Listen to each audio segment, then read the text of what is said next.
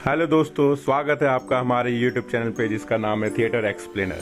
अगर आपको ये वीडियो पसंद आती है तो वीडियो को लाइक करें, शेयर करें और हमारे चैनल को सब्सक्राइब करके हमें सपोर्ट करें। तो आइए बिना देरी के वीडियो की शुरुआत करते हैं। दोस्तों, ये स्टोरी है एक मार्क नाम के लड़के की जो सिर्फ 16 साल का होता है, लेकिन अपनी ज़िंदगी के इन 16 साल उसका हाथ ही उसका साथी होता है।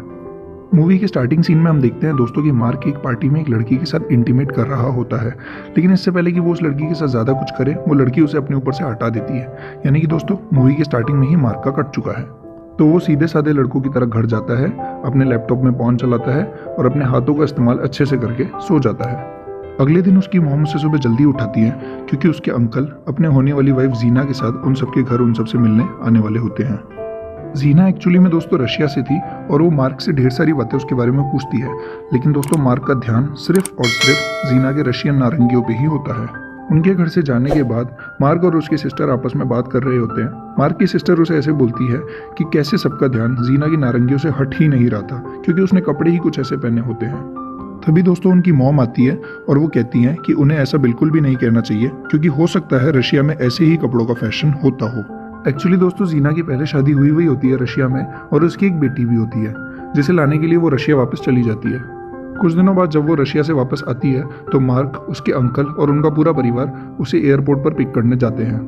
वहाँ मार्क मिलता है पहली बार जीना की बेटी नताशा से, जो सिर्फ 14 साल की होती है, और मार्क सिर्फ और सिर्फ उसे ही देखता रहता है पूरे एयरपोर्ट पर। कुछ दिनों बाद अंकल और जीना की शादी हो जाती है, लेकिन उनकी शादी पर भी मार्क नताशा को इमरान हाशमी वाली नज़रों से ही देखता रहता है। लेकिन नताशा वहाँ बैठी बैठी बोर हो रही होती है। कुछ दिनों बाद वो सब मार्क के घर पर आते हैं खाने के लिए और मार्क की मॉम नताशा को पूरा घर दिखाने के लिए बोलती है, तो मार्क उसे पूरा घर घुमाता हुआ हमारी फेवरेट जगह अपने बेडरूम पर ले आता है। नताशा मार्क से पूछती है कि तुम अपने बेडरूम में क्या क्या करते हो, तो मार्क जवाब देता है कि मैं अपने रूम में टीवी देखता हूँ और कॉमिक्स पढ़ता हूँ। तब नताशा मार्क से बोलती है, क्या तुमने कभी अपने रूम में किसी लड़की के साथ गपागप नहीं किया? तो हमारे साधु बोलते हैं कि तुम सिर्फ 14 साल की हो, तुम्हें ऐसी बात करते हुए शर्म नहीं आती?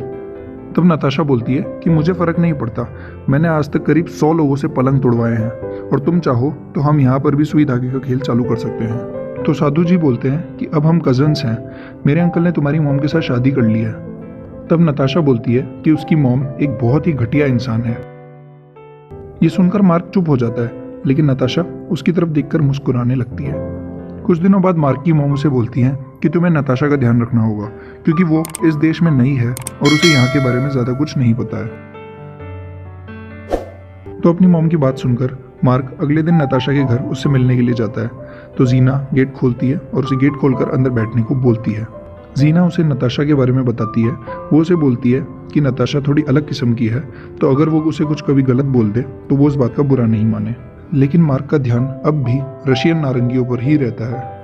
तभी वहाँ पर नताशा आती है, लेकिन हमें पता चलता है कि उसका और उसकी मॉम का झगड़ा चल रहा होता है, इसलिए वो बाहर चली जाती है और उसके पीछे पीछे मार्क भी चला जाता है। बाहर आकर नताशा मार्क को बताती है कि उसकी मॉम एक बहुत ही खराब इंसान है और उसकी मॉम ने उसकी ज़िंदगी बर्बाद कर दी है उसे रशिया से यहाँ लाकर। तो मार्क थोड़ा टाइम स्पेंड करने के लिए नताशा को अपने साथ अपने दोस्त रूफस के यहाँ ले जाता है। तो लौटते टाइम नताशा रूफस के बारे में ही पूछती रहती है मार्क से, तो मार्क उसे बताता है कि रूफस के पेरेंट्स बाहर रहते हैं और वो यहाँ अकेला रहता है। उसके बाद वो लोग एक कैफ़े पर लंच करते हैं और थोड़ा सा टाइम स्पेंड करने के लिए म्यूज़िक को भी एंजॉय करते हैं, और इन सब के बाद मार्क नताशा को अपने घर छोड़ देता है। लेकिन घर जाते टाइम नताशा मार्क को बोलती है कि कल अब नताशा मार्क के घर आएगी। फिर अगले दिन हम देखते हैं कि नताशा सच में मार्क के घर आ जाती है और वो लोग साथ में मार्क के रूम में बैठकर बातें कर रहे होते हैं, और फिर उसके बाद वो लोग साइकिलिंग के लिए भी बाहर जाते हैं। फिर हम देखते हैं कि मार्क अपने दोस्तों के साथ मिलकर वीड्स यानी कि गांजा बेच रहा होता है, तो नताशा उसे ये सब करते हुए देख लेती है। नताशा मार्क से बोलती है कि उसे भी गांजा पीना है, तो मार्क अगले दिन थोड़ी सी वीड्स अपने रूम पर नताशा के लिए ले आता है। फिर वो दोनों साथ में बैठकर गांजा फूकते हैं। फूकने के बाद हम ये देखते हैं कि नताशा मार्क से परमिशन लेकर उसका लैपटॉप स्टार्ट करती है, और लैपटॉप ऑन करते ही पॉर्न स्टार्ट हो जाती है, जिसे हमारे साधु जी रात में हटाना भूल गए थे। तो नताशा लैपटॉप हाथ में लेकर मार्क के करीब आती है और उसे लैपटॉप के अंदर अपनी कुछ सुहानी न्यूड फोटोज दिखाती है और बताती है कि वो भी पॉर्न वीडियो शूट करती है। तभी अचानक से नताशा मार्क से बोलती है कि क्या तुम मेरे साथ करना चाहते हो? और इससे पहले कि मार्क कुछ बोले, हो गया खुल जा सिम सिम। नताशा अपने सारे के सारे कपड़े उतार देती है और वो लपक कर मार्क को किस करती है और इसके बाद वो लोग मार्क के रूम में ही गपागप स्टार्ट कर देते हैं। अब इन सब के बाद नताशा और मार्क एक साथ काफ़ी सारा टाइम एक दूसरे के साथ स्पेंड करने लग जाते हैं और इनफैक्ट वो दोनों एक दूसरे के साथ नहाते भी हैं।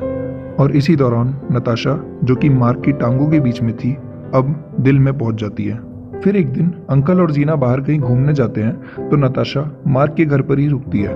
वो रात में मार्क को मैसेज करती है गुड नाइट और फिर थोड़ी देर बाद मार्क के बेडरूम में ही आ जाती है और बोलती है कि उसे नींद नहीं आ रही। फिर वो दोनों एक साथ बाहर जाते हैं और बाहर नताशा मार्क से बोलती है कि उसे यहाँ मार्क के साथ रहना बहुत पसंद है।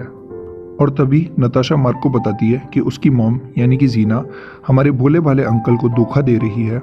उसका अफेयर अभी भी नताशा के डैडी के साथ है और उसने ये बात काफ़ी बार अंकल को बताने की कोशिश करी पर अंकल उसकी बात को विश्वास नहीं कर रहे हैं। फिर उसके बाद जीना और अंकल घर पर आते हैं और नताशा को घर पर चलने के लिए बोलते हैं पर नताशा मना कर देती है। उसने बोला कि उसे यहाँ अच्छा लगता है और उसे घर नहीं चलना। जीना बोलती है कि मुझे पता है कि तुम यहाँ पर क्यों रुकना चाहती हो और तुम्हारा इस लड़के के साथ क्या चक्कर चल रहा है। ये सुनते ही नताशा को बहुत गुस्सा आ जाता है और वो जीना को मारने लगती है, लेकिन तभी मार्क के डैड नताशा को रोक देते हैं और लास्ट में फाइनली नताशा को जाना ही पड़ता है। अगले दिन मार्क उनके घर जाता है नताशा से मिलने, पर जीना उसे कहती है कि बेटा तुम्हारी कोई गलती नहीं है, वो लड़की ही अजीब है, उसका और मर्दों के साथ भी चक्कर चल रहा है, तुम तो अभी बच्चे हो। और फाइनली वो गेट बंद कर देती है और मार्क को उससे मिलने भी नहीं देती। कुछ दिनों बाद एक दिन देर रात को नताशा मार्क के घर आती है बहुत सारा सामान लेकर और वो बोलती है कि वो फ्लोरिडा के लिए निकल रही है, क्या मार्क उसके साथ चलेगा।